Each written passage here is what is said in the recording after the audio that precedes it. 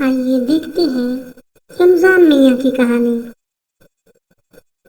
میرے اس چینل کو سبسکرائب کر لیں اور مارل سٹوری دیکھنے کے لیے میرے چینل کو سبسکرائب کر لیں۔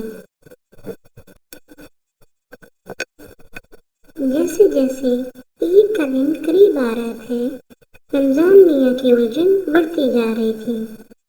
سال کے 12 مہینوں میں ایک رمضان ہی کے مہینے میں تو اسے کچھ سکون میسر آتا تھا، اب وہ بھی ختم ہونے کو تھا۔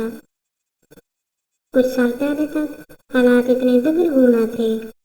وہ محنت مزدوری کر کے کسی نہ کسی طرح گھر کا خرچ پورا کر لیتا تھا، لیکن گزشتہ کچھ سالوں سے کمر توڑ مہنگائی اور اقتصادی بحران نے تو جینا ہی مشکل کر دیا تھا۔ اب اس قلیل آمدنی میں پورے گھر کا خرچ چلانا بہت مشکل ہو رہا تھا۔ روزگار کے مواقع کچھ بہتر نہ تھے اور اوپر سے حکومت کی نت نئی پالیسیوں نے تو سب کچھ تباہ کر کے رکھ دیا تھا۔ ان حالات میں ایک مزدور کی گزر اوقات بہت مشکل ہو گئی تھی۔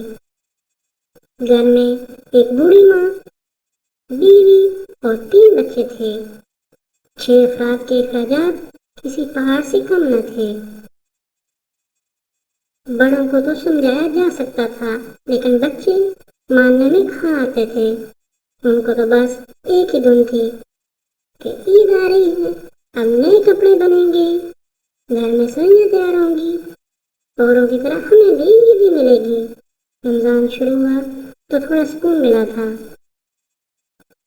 چلو اب ایک وقت کے کھانے کا بندوبست کرنا پڑے گا۔ بیمار ماں نے بھی روزے رکھنے شروع کر دیے کہ اس بہانے بیٹے کو کچھ سکون ملے گا۔